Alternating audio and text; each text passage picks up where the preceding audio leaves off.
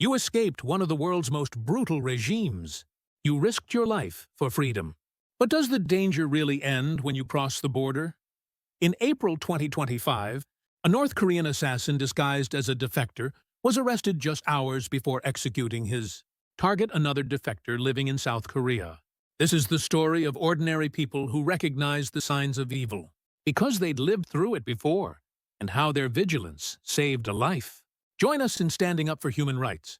Subscribe to hear more stories of freedom and the ongoing fight to protect it.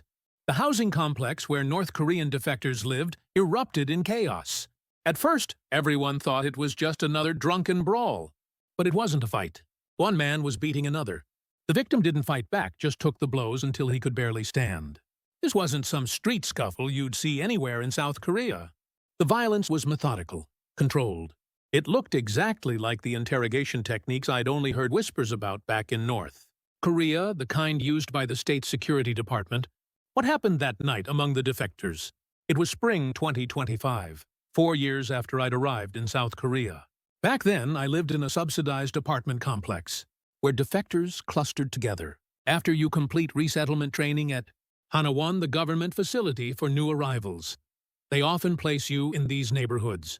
Safety in numbers, I guess.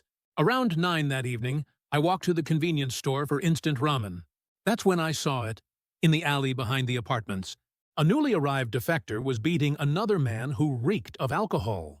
Just a fight, I thought. But something felt wrong. Defector brawls are usually wild, flailing punches, grabbing collars, lots of shouting. This was different. Precise. One strike to the solar plexus, another to the ribs, then a calculated kick to the back of the leg. The drunk man collapsed. The attacker didn't stop. Another kick, same spot on the ribs. Surgical precision. I recognize those movements from my military days in the North. That's how they train you to subdue someone. Efficient. Brutal. I kept walking, pretending not to notice. I learned that lesson fast in South Korea: don't get involved in other people's problems. But one thought wouldn't leave my mind. This wasn't a fight. This was training. The technique matched what state security agents use during interrogations. The Boibu, as we call it, North Korea's secret police. They're taught exactly how to hurt people, no visible marks, maximum pain. The next morning, I saw the victim. Not a scratch on his face, but the way he walked, clutching his side, told the real story. Looked fine on the outside, destroyed on the inside. From that day, I started watching the new guy closely. Let's call him Mr. Kim.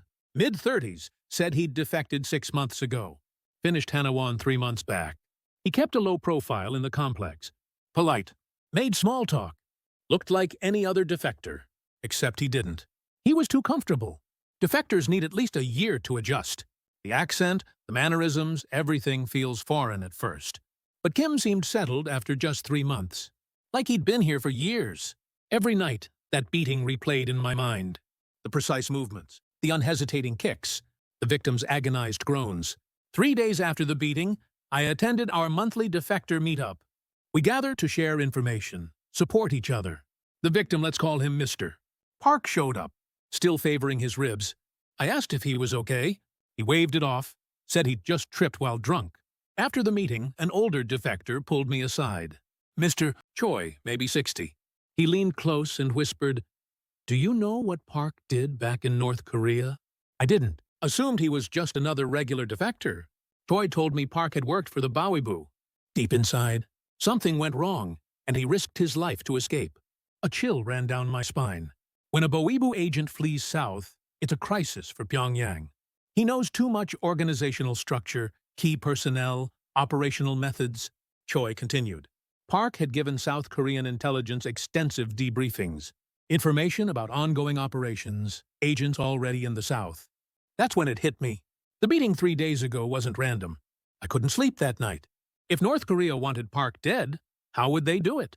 They couldn't send someone directly, too risky. So how? Disguise an operative as a defector. Maybe I'd watched too many spy movies. But North Korea does things worse than any film. I know. I lived there. The next day, I called Choi.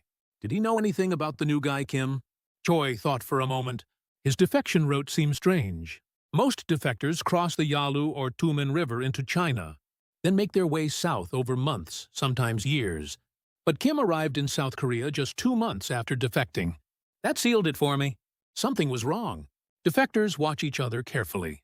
You never know who's real and who's fake. Everyone knows Pyongyang sends spies disguised as defectors, so we're cautious with newcomers. But Kim had slipped past our defenses too easily. Like he knew exactly what we'd ask, what we'd wonder about. The following Saturday, several defectors met at a small restaurant near the complex. Me, Choi, Park, and Kim. Kim joined our table naturally, made conversation, talked about life in the north, the escape, adjusting to the south.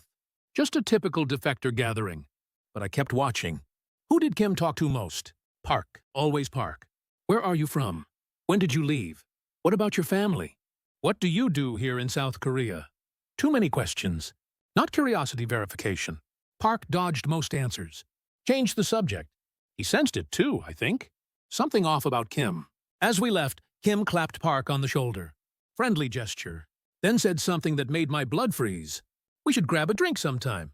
Just the two of us. That night I called Choi. We needed to talk. He agreed immediately. We met on a bench in the apartment complex around 11. Empty, quiet. Choi spoke first. Kim is suspicious. I agreed. Told him everything I'd noticed, the precise beating technique, the unnaturally smooth adjustment, the laser focus on Park. Choi sighed. I've lived in the north long enough to recognize their style. That's exactly how operatives work. Build relationships first. Gather intelligence. Then strike. We sat in silence. Should we report this or just stay away? The real problem, we weren't certain. Was Kim actually a spy or just an odd defector? If we were wrong, we'd destroy an innocent man's life. Choi suggested we keep watching and warn Park to be careful. Walking home that night, I felt like someone was following me. I turned around. Nobody there. Probably just paranoia. But from that night on, I checked my front door twice before sleeping. 2 weeks after the first meeting, something else happened. Around 5 in the afternoon, I was home when I heard a loud crash outside. People screaming. I rushed out. The stairwell. A crowd had gathered. Park lay on the ground, clutching his leg. Looked like he'd tumbled down the stairs. Someone had already called an ambulance. I approached Park. You okay? He grimaced, shook his head. Couldn't move his leg. I asked the crowd what happened. A woman said Park had been coming down the stairs when someone bumped into him. He fell. The other person apologized and left immediately. Who was it? The woman shrugged. Lives in the complex, I think. Didn't get a good look. A man, maybe 30-something. My heart sank. 30-something. Same complex. Kim. The ambulance arrived. I rode with Park to the hospital. Emergency room examination showed no broken bones, just severe bruising. But the doctor found it strange. If someone falls downstairs, injuries are usually scattered. His left leg took almost all the damage, like someone targeted that specific area. That confirmed it. This wasn't an accident. I called Choi from the hospital. Explained everything. He wasn't surprised. Now we know for sure. Kim is an operative. Classic North Korean pattern, Choi explained. First strike is a warning. Second is a real threat. The initial beating was reconnaissance. This was an actual warning. Next time would be worse. So what do we do? Long pause. We have to report it. But we both hesitated. For defectors, reporting someone carries unbearable weight. In the north, reporting someone was a death sentence. I couldn't sleep that night. If we reported Kim and he wasn't a spy, we'd ruin his life. If we didn't report him, Park might die. One image kept replaying. Park collapsed on the stairs. The doctor's words. This wasn't an accident. The next morning, Choi came to my apartment with 2 other defectors. We'd all reached the same conclusion. We couldn't wait any longer. We sat in my living room and compared notes. Kim's strange behavior, his unusually fast defection, his obsession with Park. 2 violent incidents. One person spoke up. I noticed something. All of Kim's questions, they're designed to map Park's daily routine. What time he leaves for work? Where he goes on weekends? Does he live alone? Another added, after yesterday's accident, I saw Kim walking around the complex, like he was checking something. Choi slapped his knee. Preparation phase. Operatives fully map their target's patterns before acting. That's exactly what Kim is doing. We made our decision. Report him. But who would do it? Whoever reported might face retaliation later. North Korea's reach is long, here and there. Choi suggested we file jointly, all 5 of us. That way, no single person takes all the risk. We agreed. Next question: report to police or National Intelligence Service? We chose NIS. Espionage is their jurisdiction. That afternoon, we called the NIS hotline. Explained the situation: suspected operative disguised as defector, identified target. 2 violent incidents. The agent listened seriously. Agreed to meet us tomorrow at a government office near our complex. After hanging up, we sat in silence. We'd crossed a point of no return. Choi spoke quietly. We could be wrong. Kim might just be a regular defector. Then we've destroyed someone's life. I knew that weight. In the north, reporting someone sent them to hell. That's why we learned to hate the word report. But another person said what needed to be said. If we do nothing and Park dies, what then? That was the answer. This wasn't informing. This was asking for help. Someone's life was in danger. We were trying to prevent that. That night I called Park. Told him to be careful. Don't go out alone, especially at night. What's going on? I couldn't answer. Just told him to be careful. The next afternoon at 2, 5 of us met 2 NIS agents in a government conference room. A man in his 40s, a woman in her 30s. We told them everything. Kim's arrival, the first beating, Park's background, the stairwell incident. Every suspicious detail we'd noticed. The agents took detailed notes, asked questions, exact dates, more witnesses, Kim's behavior patterns. The debriefing lasted over an hour. The agents said they'd investigate. We should continue our normal routines, but minimize contact with Kim. We felt relieved. Professionals would handle it now. But that evening, something strange happened. I went to the convenience store. Kim was waiting outside my building, sitting on a bench. When I approached, he stood up and greeted me. Just casual small talk. Had I eaten dinner? Nice weather. But as we parted, Kim said something that stopped my heart. The South gets exhausting too if you live here long enough. I acted normal. Inside, my heart was hammering. I knew what that meant. A warning. Back off. I called Choi as soon as I got inside. He was shocked too. Kim must have sensed something. How did he know we reported him? Operatives feel these things. They sense when the atmosphere shifts. We were scared. If Kim knew, he might accelerate his timeline. I called the NIS again immediately. Explained the situation. Kim seemed aware. The agent stayed calm. Understood. We'll move quickly. That night, we started taking turns watching Park's building. Choi, the others, me. Rotating shifts. If anything looked wrong, we'd call immediately. 3 days passed. Nothing happened. Kim stayed quiet. Park was safe. We relaxed a little. Maybe Kim had given up. Later, we learned those 3 days were the calm before the storm. April 23, 2025, before dawn. My phone woke me. 5 a.m. Choi, voice shaking. Emergency! Get to Park's building. Now. I threw on clothes and ran. Park lived in a different building, same complex. As I ran, I saw police cars. NIS vehicles. A crowd had gathered outside Park's building. Police had cordoned off the area. I found Choi near the stairwell. What happened? He pointed. Police were arresting someone. Kim. Here's what I learned later. Around 4:30 a.m., Kim had approached Park's apartment. Carrying something. The NIS had been surveilling him for days, tracking his movements. When Kim reached Park's door, NIS agents moved in. He was holding a weapon. I never learned exactly what, but something designed to kill. My legs nearly gave out. What if we hadn't reported him? I watched police take Kim away. He didn't resist, just walked quietly.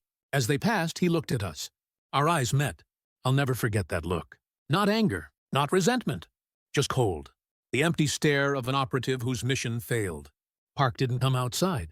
Later, I heard he'd spent the whole night sitting by his front door, unable to sleep. He must have sensed something. The NIS agents thanked us, said we'd prevented a tragedy, told us to stay cautious for a while, just in case. The next day, it made the news. North Korean operative posing as defector arrested. Details were sparse, but the report mentioned an attempted assassination of a specific defector. Our complex was in shock. A spy had been living among us. An assassin. I couldn't sleep for days. Kept thinking if we hadn't noticed, if we hadn't reported him, Park would be dead. One misstep, and someone would have died. A week later, I met Park. After his NIS debriefing, he looked gaunt. Hadn't eaten properly for days. We sat in a quiet cafe. Park spoke first. Thank you. You saved my life. I couldn't respond. Didn't know what to say. Just nodded. Park continued.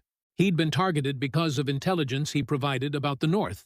Pyongyang had issued an elimination order. Kim was sent to execute it. He belonged to North Korea's Reconnaissance General Bureau.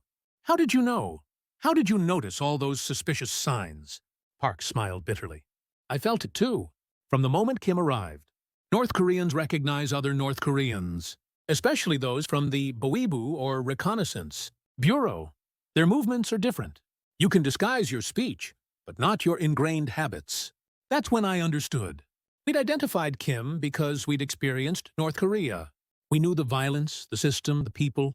That knowledge had saved a life. A few days later, our defector group met again. The atmosphere had changed. Everyone was serious. Kim's case had shaken us all. Someone said we needed to be more vigilant.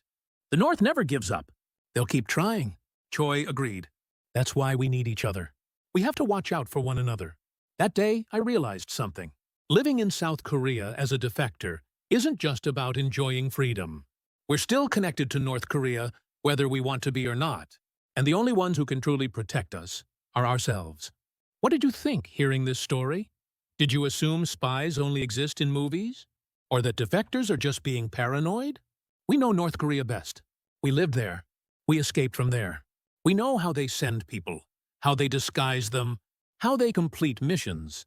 That's how we identified Kim. That's how we saved Park. Government agencies matter, but the first people to notice threats are us, because we share the same experience. I don't know what this story means to you, but I hope you remember one thing: the division isn't over. And at the front line of that division are defectors like us. We chose freedom, but we pay for it by living with constant vigilance.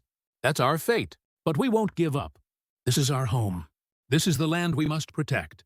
Thank you for listening to this long story. Take a look around you. Think about what freedom means, what safety means. If this story helped you, please like and subscribe. I hope more people hear the stories of North Korean defectors. Thank you.